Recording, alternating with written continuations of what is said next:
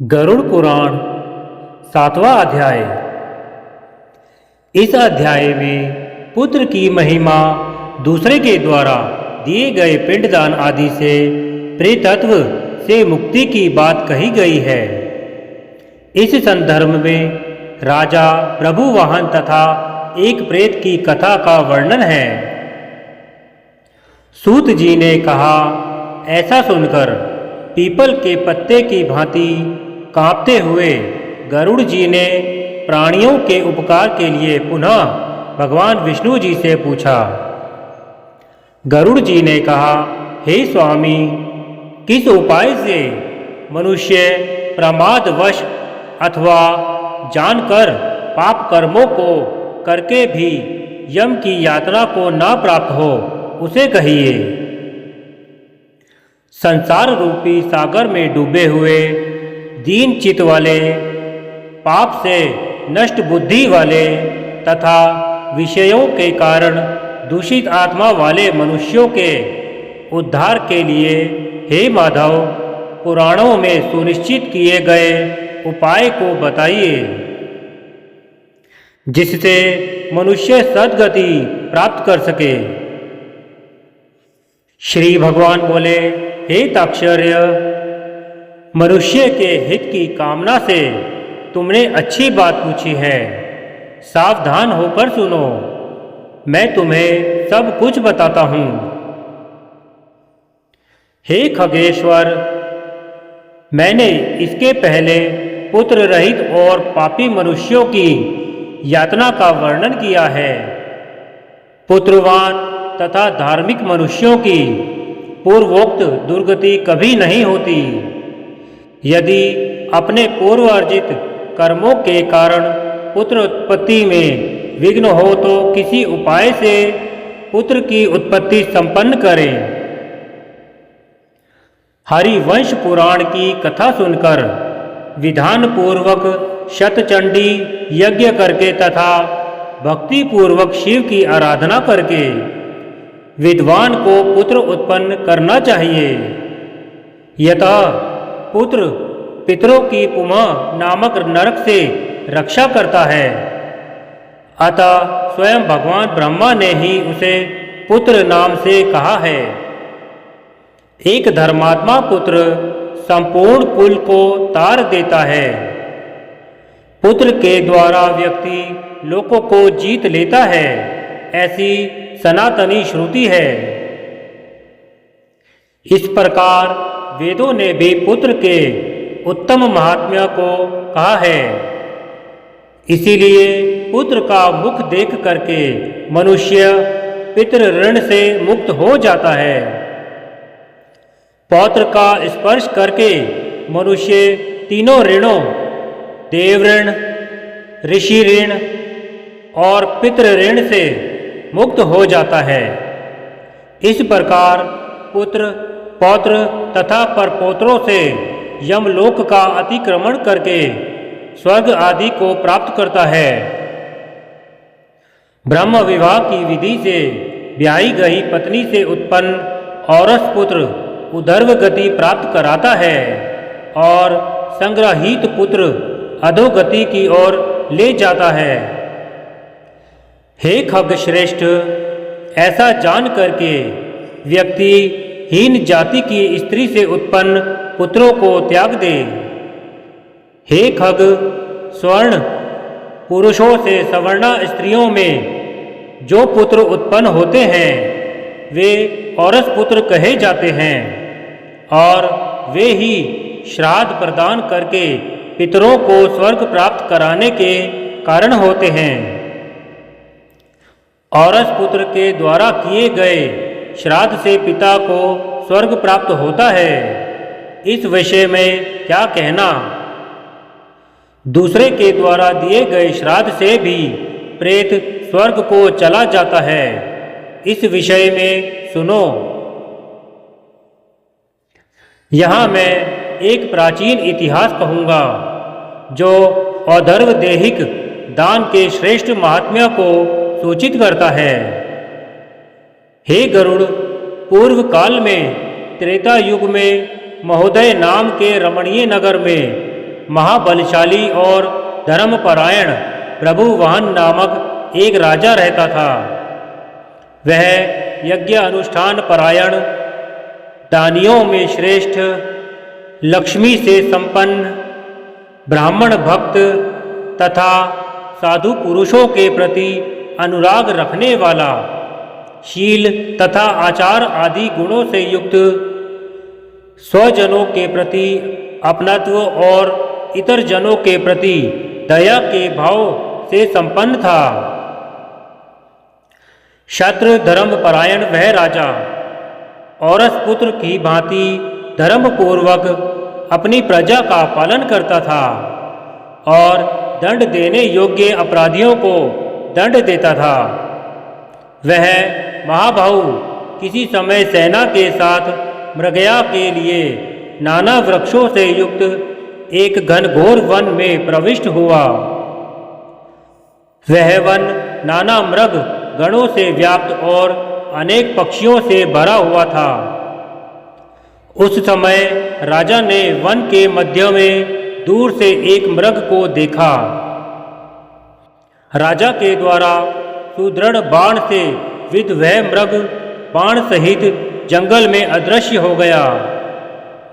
रक्त से गीली हुई घास पर अंकित चिन्ह से राजा ने उसका पीछा किया। तब मृग के प्रसंग से वह राजा दूसरे वन में जा पहुंचा।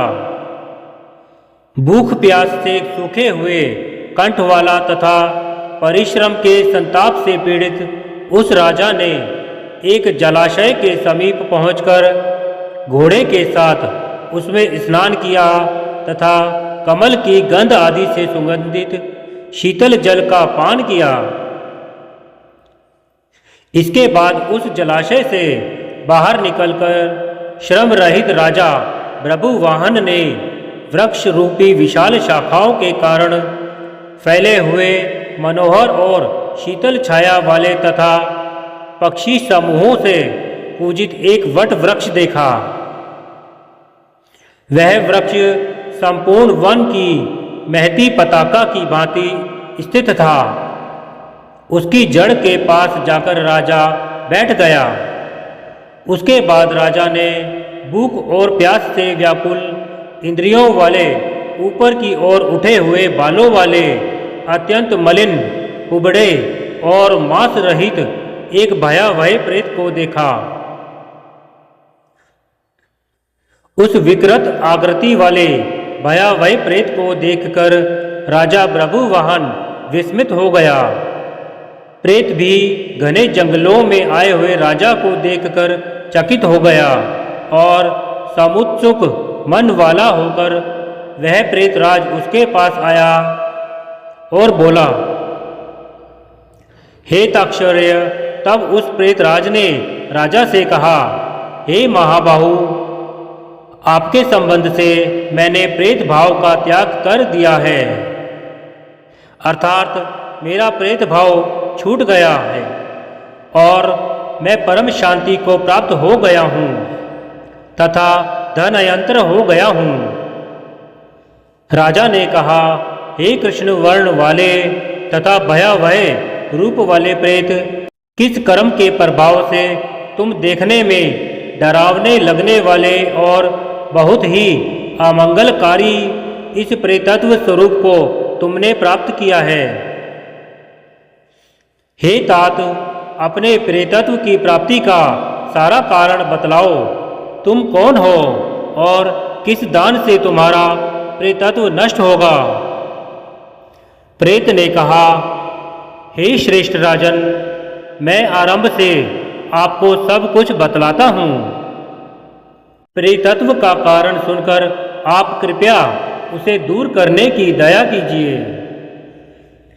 वैदिश नाम का एक नगर था जो सभी प्रकार की संपत्तियों से समृद्ध, नाना जनपदों से व्याप्त, अनेक प्रकार के रत्नों से परिपूर्ण, धनिकों के भवनों तथा देव एवं राजप्रसादों से सुशोभित और अनेक प्रकार के धर्म अनुष्ठानों से युक्त था। हे तात, मैं वहाँ रहता हुआ निरंतर देव पूजा किया करता था। आपको विदित होना चाहिए कि मैं वैश्य जाति में उत्पन्न हुआ और मेरा नाम सुदेव था।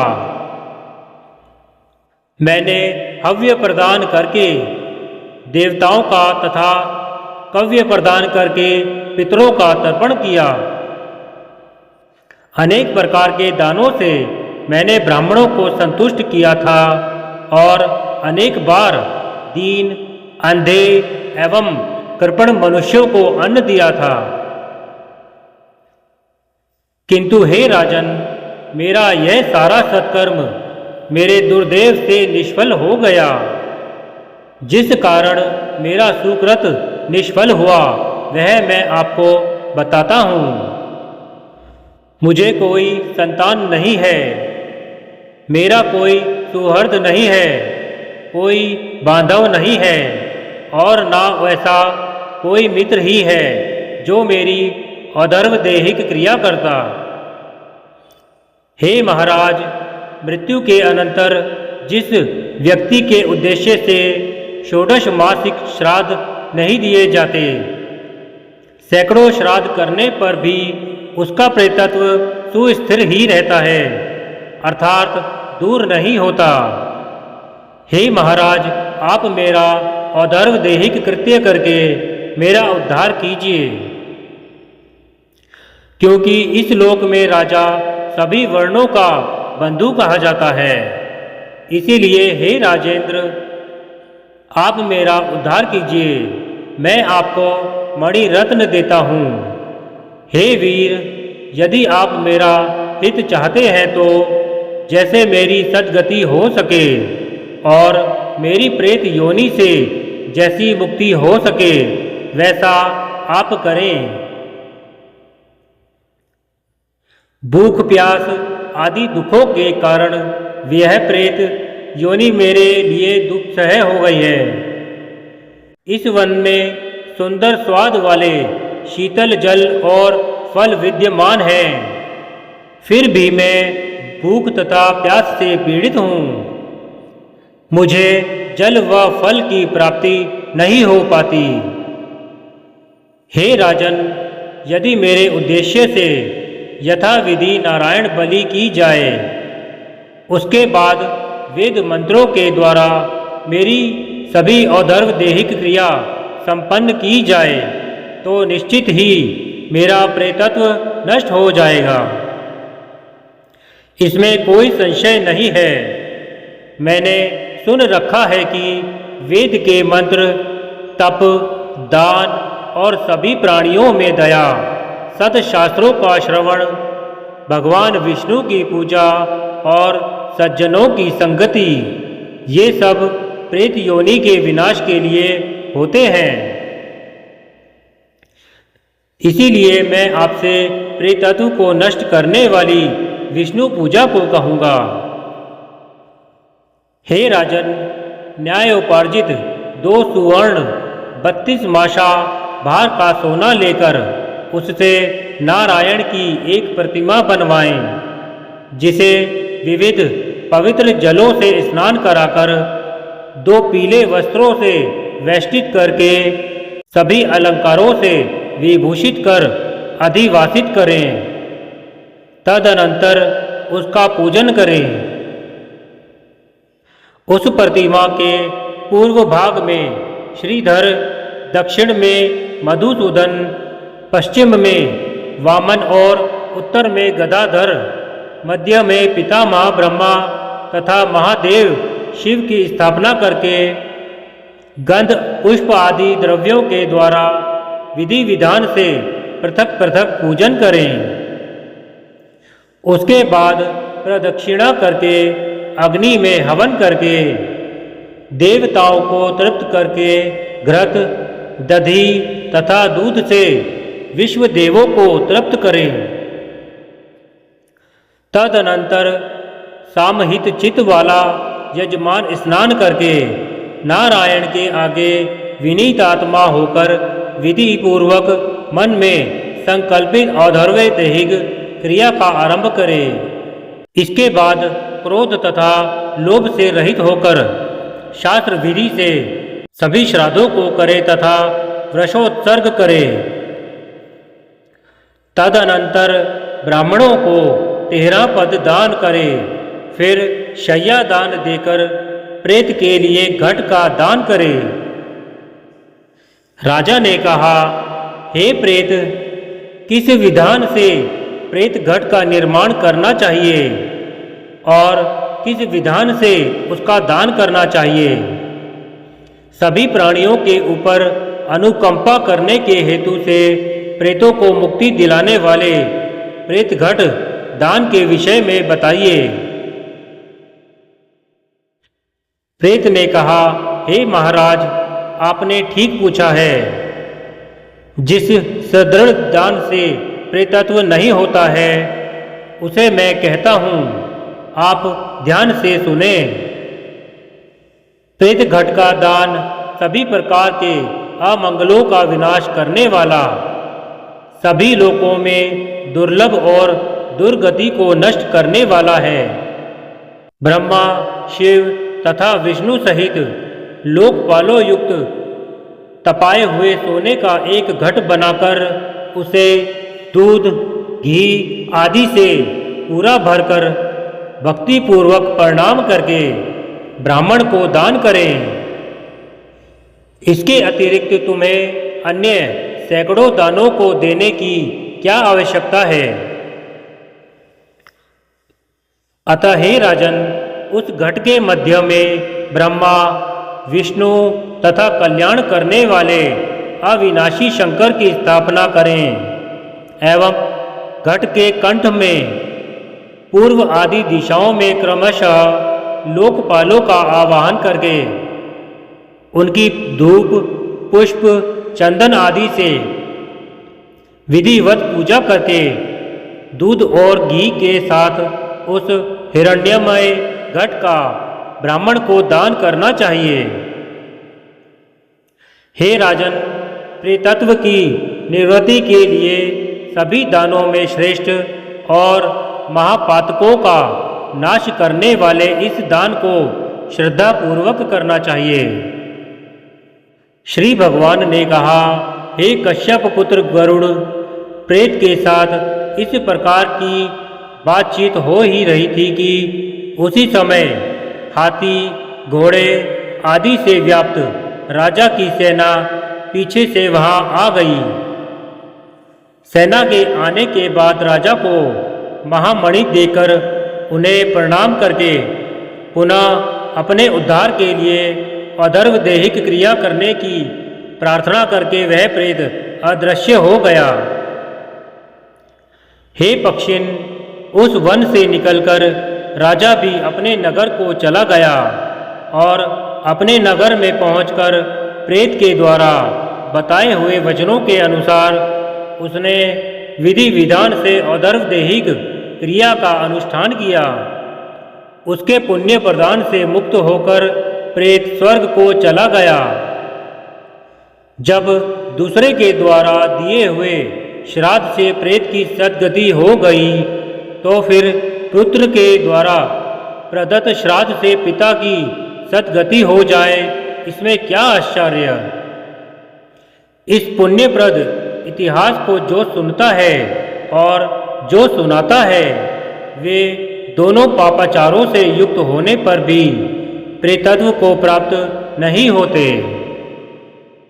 इस प्रकार गरुड़ पुराण का प्रभुवान प्रेत संस्कार नामक 7वां अध्याय पूरा हुआ।